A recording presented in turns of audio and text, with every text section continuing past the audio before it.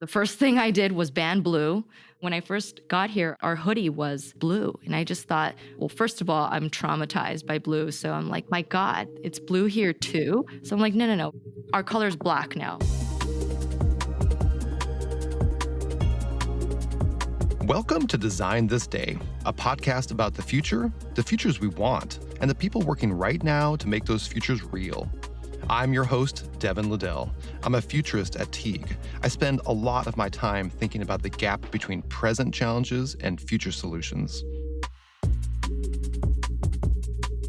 Today, I'm speaking with Jen Bucci, VP of Design at Anduril Industries, a defense company specializing in autonomous technology. Jen leads a hands-on creative team that covers everything from industrial and graphic design to film and photography. Before joining Anduril, she worked in aerospace and the automotive worlds. In this episode, Jen shares how her love for James Bond films shaped her approach to design, how branding ties into accountability, and why designing for defense means developing a clear, cohesive design language, one that touches everything from hardware to typography. It's a strikingly modern approach in an industry where user experience is often overlooked. But first, let's hear about the time Jen pitched an unusual marketing idea for Anduril's new cruise missile product. We had launched a product called Barracuda, and that is our family of missiles. And to do it, we had to tell the story of how easy it was to manufacture and assemble these products and how you could also use common tools to do that. And then how fast it was to take it from production to deployment. And one of the things that I'd always wanted to do was create an anime style content. That comes from sort of my own interest in it, but also Palmer, our founder, is a big anime manga fan. And I knew immediately that he would say yes to this. So I'd pitched an anime style launch video for this product. It's kind of very typical anime style, but it went from this one missile that was being built in the factory, and you sort of somebody had put a sticker on it to mark it, and so you kind of develop this relationship with this main character that is this missile that's going to go out and fight. And you see it take off in the end and fly away, and that was going to be our launch video for this missile. And we don't do any of this without keeping our customers in the loop, right? And so we had to share with them our approach to how we were going to talk about this publicly. And we showed them storyboards and shared with them the whole approach to this. The idea of promoting a new missile using an anime short film would be unthinkable in most defense companies. The industry is known for being opaque and a bit old school, especially when it comes to how they present their products to the public, if they do so at all. So when Jen spoke to customers and showed them a stylized, emotional narrative about a missile as a character, she wasn't sure how it would land. We were nervous. We were like, man, are they going to think, what are these kids doing making comic books out of these things, But it wasn't that at all. It came back with a hell yeah. I saw that as such a huge win for the way that we were approaching our brand, but also our storytelling. It was a risk, and it paid off. But this wasn't just about getting a yes to a cool idea. There was strategy behind it. The case we made was that this was going to be the best way to tell this full narrative of how you could manufacture this and how you could deploy this. I think that brief was met. And then I think the second piece to that is that, it was cool. And it also was going to cut through all the noise of how everybody else was talking about missiles and how they were marketing it. And I think that's another point about, we want this to be extremely functional, but we also want it to be something that people are going to want to know about, but also they can be proud of. And so it's a little bit of the two sides of the coin.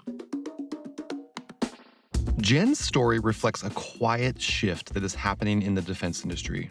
This is an industry that makes products very different from those in the commercial world. And those products may even be unnerving to some, but they are products nonetheless. And when the value of a product is communicated clearly and confidently, it's a win for both the people who will use it and the wider public who deserves to understand it.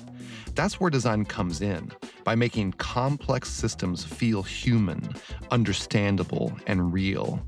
And sometimes that means making an anime film that features a cruise missile as the protagonist. The economics of conflict are changing. Tomorrow's competitive advantage won't come from a single breakthrough, like a stealth jet or a next-gen submarine. It will come from integrated systems that gather, interpret, and act on information in real time. But making the right call will still fall to humans. And today's warfighters grew up with iPhones and voice-based navigation systems. They expect the same level of clarity and speed in the systems they use on the battlefield. A lot of the work that we do are designing hardware and interfaces, but what we're really doing is designing for people, designing for the warfighter, who is often the 18-year-old kid that was just deployed, right? So a lot of the usability decisions that we make, they're not aesthetic frills, right? They're a survival multiplier. So it's really about bringing clarity to, again, the form factor. We are labeling or even over labeling, as I should say, so that there's no question what each button and lever and switch does, and really not allowing any room for error and need to dig into kind of these deep manuals, for example. Speaking of manuals, I remember reading in Mary Roach's book, Grunt, which is about it's a history of military technology. And one of the little interesting factoids that's in that book is that a nuclear submarine has more weight in paper than people. But it sounds like that's something that you sort of like actively working against. Like you're sort of designing away the need for manuals and instead designing buttons and switches that are just much more intuitive to use. Yeah, it should be very obvious. And I think that's what design brings to an industry like this, right? Where there's often this misconception that design is really about styling and it's really for picking colors and decoration. But the functionality here is really around trying to bring clarity and being able to cut these decision cycles and really reduce this cognitive load to be able to deploy things quicker and safer. Interesting. Is there any origin for that in terms of like, did you borrow inspiration from another industry that had a similar challenge, or how did you arrive at that as the design solution? I wouldn't say I was inspired by a different industry, but I was certainly inspired by a single person who is Virgil Abloh. And a lot of his off-white like apparel and kind of different projects that he's taken on, his design system is really about labeling different things if you take a look at it. And that sort of led to our approach to how we think about putting markings on a vehicle or a box or a system. And the strategy there is that we want to basically label every single possible thing on the system. And we have kind of different iconography and different symbolism that help us code kind of different priority of things as well. So we have like everything from critical warnings to ways that we're just indicating what this is versus an action that we're asking the operator to do. We also have kind of coded colors for that as well. So we have accent colors that are high vis, and we picked safety yellow, which is an actual, I think it's actually called like Chrysler safety yellow or something like that, but it is the highest visible pigment to the human eye. And so we went with a color like that as our high-vis accent color, which is also our brand accent color as well. Just from a design standpoint, are there any liveries that you're a special fan of? Ooh, great question. I'm a big Formula One fan. And so I have to say that the race cars are kind of where it's at in livery world for me. Although we're sponsoring NASCAR, so I've started to dive into the NASCAR world and the paint schemes there. They don't call it liveries, they call it paint schemes. I was very, very obviously corrected. And I think that just the earliest sort of liveries I was attracted to were these like Group B rally cars, back Italian rally cars and kind of like back in the 70s. I had some really, really good ones. That's awesome. They have some pretty spectacular liveries in F1.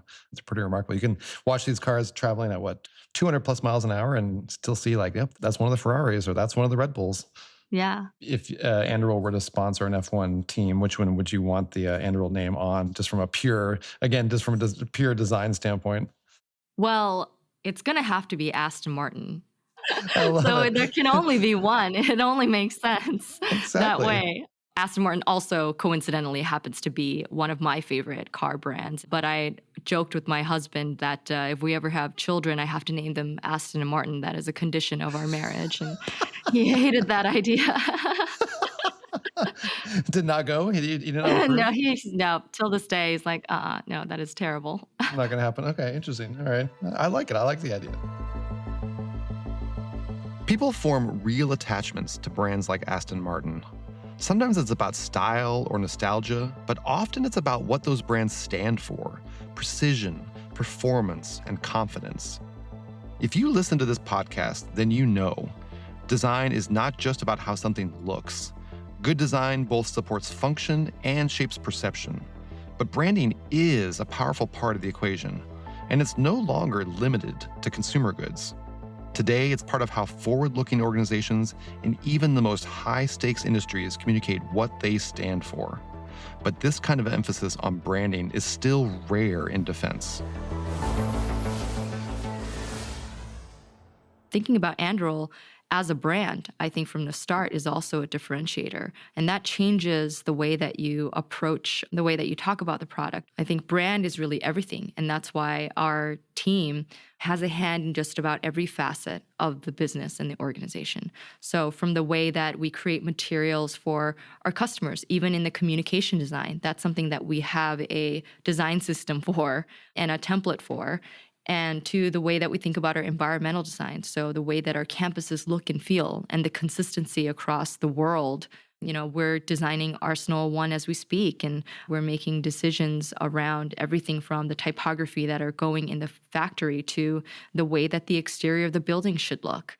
Super well said. I come from a brand background as well. And I think there was a time that I would argue 15, 20 years ago that brand was sort of almost the exclusive domain of what I would describe as like talking. Brands were like communications centric. And I think what you're doing at Anduril has showcased this really, really important pivot that has happened to brand, where brand has moved into a doing proposition. Brand is not about talking anymore. It's about doing. Completely. And I also think that trying to do something that really breaks through the sea of sameness. And it's not just because you want to stand out, but it's really because you want to convey so accurately what the capabilities are or why it is different, because it is different. I think when I first started, I looked at a lot of the different communication design materials and advertising and things that the other defense companies were putting out, and just noticed immediately that, there was a lot of blue. And so the first thing I did was ban blue. The funny thing is, when I first got here, our hoodie was blue. And I just thought, well, first of all, I'm traumatized by blue. So I'm like, my God, it's blue here too. So I'm like, no. Our color's black now. We're going to make everything black. It's really high contrast. It's really clean. And then paired with Helvetica, it was just like optimal, clean lines. And my past job, it was at Boeing, but everything there was blue, right? And so I was coming from a place where I'm like, my gosh, we really need to change this up. But a lot of the material too had a lot of renders in it. That's another thing where, I learned we don't want our material to look like stock imagery, right? We want to create something that's different and more representative. I love your beef with blue, or your war on blue. I have a long-running beef with blue as well. I've gotten in trouble for it in the past. But people, to your point, people don't recognize sort of the perils of blue. Last time I checked, more than 40% of the Fortune 500 had a blue logo. Now, there's nothing technically wrong with blue, to be fair. But the reason you see so much blue is that blue is the easiest color to agree upon. That's my take on blue. Like, having worked in design, you see it. Yeah, there's some study that it conveys like trust or something, right? Yeah. So I love that you pivoted to black. That's the right choice. You brought up consumer design earlier, consumer products. Like, when in broad brushstrokes, like, what are the sort of big distinctions or big differences when you think about your work as a designer in a military space compared to a designer working in a consumer space? Yeah, I think the constraints are definitely stricter and the stakes are higher. No undos. any sort of material selection or understanding how this is going to be rugged in the field. Things like that are, they're much more strict to standards. So I think the challenge here is how do you find opportunity in something that is so restrictive? And I feel like that is the greatest difference between working in something commercial versus something in defense. There's also, little room for needing to explore how to stylize this thing, right? It's really more about there is a requirement here and how do you really use, there's this philosophy that we like to use on the design team called function as features. And it's exactly what it sounds like, right? We want to take advantage of the architecture of the product itself and use elements of it as design elements. So something like the heatsink, for example, has now become kind of a big design element in the look and feel of our products. So you'll see it repeated in a lot of our systems like Ghost and Pulsar, and that becomes one element that will repeat as a device. And everything else from thinking about if this is going to be a handle, then we should be thinking about, how important is it to design this handle, right? It doesn't need to be superfluous. But if there's other functionality that we can incorporate, such as, a frame that can also serve as a handle, for example, those are the kinds of problems that we're trying to solve to make it much more efficient and functional. Discussing elements of design like typefaces, color choices, or how a frame can also act as a handle can sound superficial when the stakes are this high. We're talking about defense tools and extremely powerful weapons. But this is exactly where design matters most. Jen touched on this earlier. Her team picked a specific shade of yellow for its high visibility. They picked the Helvetica typeface for its readability. In conflict zones, these design choices could mean the difference between mission success and failure. When I see a design product or a product that is very obviously designed, I like to think that there's a lot of respect that's been given to the user of that product. And so in my mind, I think of design being a signal as a respect for the user, and it says that you value their time and their lives. And so for me, of course, I'd want products like this to be designed. I'd want to live in a world where there was a lot of care and attention that went into something like this in an industry that really needs it. I also think that it instills trust for a product that is being used over and over by somebody, and there's an expected kind of result. Given the application of the products that you're designing, do you ever even lose sleep or just sort of think about the potential abuse cases of these types of devices? Definitely. I think it was also something that I had considered before even taking this job, right? I think it's important to think about. But I also think that the problems that we're solving is meant to keep the warfighter safe. And that is the ultimate goal, right? And also the products that we're creating are meant for deterrence. That is the number one goal. And I think that situations may allow this to fall into somebody's hands. And this is not exactly something that I like to imagine, but I would think that the battlefield and solving for that is a really big priority and something that I take a lot of pride in and be able to contribute to. Designing tools for defense means sitting with hard questions about where technology goes, who might use it, and what happens when things don't go as planned. But those responsibilities don't stop at the battlefield. Anduril sells its technologies to the U.S. government and its allies, which means that these technologies are ultimately funded by the public. The taxpayer also has skin in the game, right? This is money that they're investing. They have a right to know. And so I think transparency is also something that we try to bring to the general public and being able to show them what the things are being worked on to defend them.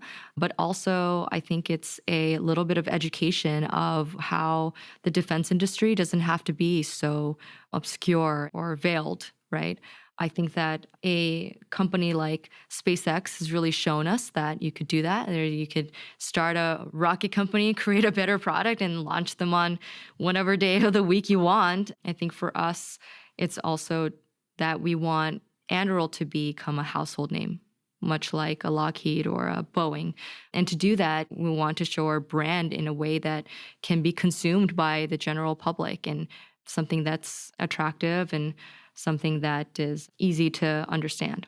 Yeah, no, I mean, it's a really interesting topic. I mean, to be honest, like when I was getting ready to speak with you a few days ago, like doing some preparation, just like looking through the Anduril website, it's kind of almost surprising, like to use your word, like I half expect most defense contractors, most defense companies to be kind of veiled. And yet at the same time, like when I went to Anduril's site, like I could walk through all these really spectacular visual representations and videos and movies and animations of the products. Like I could see what Ghost is about. I could see what Fury is about. I could see what the Lattice does for warfighters. Like it's actually quite transparent.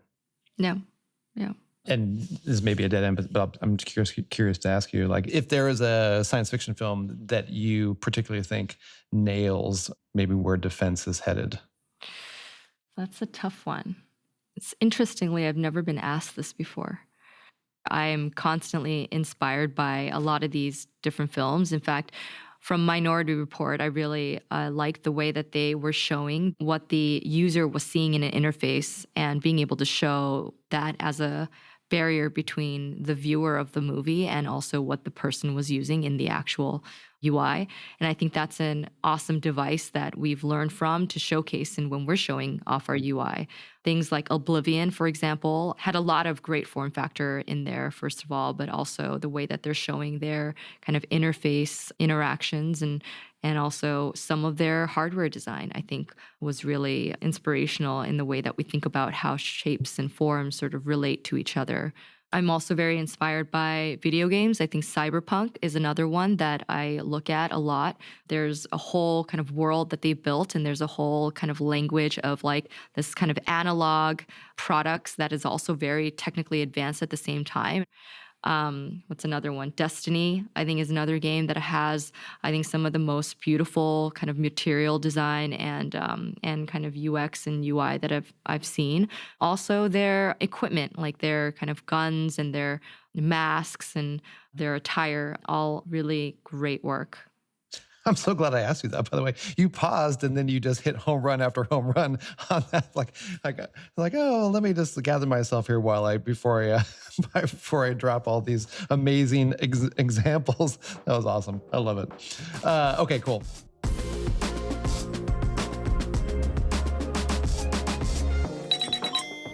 I want to be mindful of your time. So let's actually shift into a lightning round. Is there another industry or even like an innovation within an industry that you've looked at and said, like, that's really spectacular. I want to borrow from that, or I know how I can learn from that, what they've done there? Yeah. A lot of the inspiration that I look at and share with the team comes from the way that other retail brands are talking about their products or launching their products. So if we think about, sneaker drops, for example, right? How they're able to really have built a whole world around how that operates and setting expectations for people who have that demand, but also being able to tap into culture and really creating products that people want and learning from that in the way that we're doing, our product launches, but also, we do our internal swag. And I have to say it's quite good. And we, treat it as our own kind of like little streetwear brand too. But thinking about how to create fandom and how to really talk to kind of the general population is something that we learn from all the time from other brands that do it really, really well. If I think about hardware, I think about Apple a lot, right? And the ecosystem that they've been able to create across their family of products and how they've taken a shape and they've been able to replicate it across different form factors, different products. So yeah, lessons learned in a lot of the greats out there. That's a great answer. Is there any show or a book even that has sort of influenced how you think about your work as an innovator? I would say that really the lore that has been the most influential to me, I think, is 007. The fact that, Q was creating really high-tech devices and Bond is out there doing it with so much style. I think it's kind of the two worlds, the tech and the style that really clashed and that met. And also my other favorite movie is Back to the Future. And, the DeLorean is the time machine. And Doc says, well, why not do it with style, right? um, and so I think a lot of these that I gravitate to are really about being able to take really really high tech machines, but also utilize them and design them with a lot of flair. That's it for today. Thank you for listening to Design This Day, a podcast by Teague. Subscribe on your favorite podcast app so you don't miss the next episode. And if you have a complex problem that needs solving, we'd love to hear from you.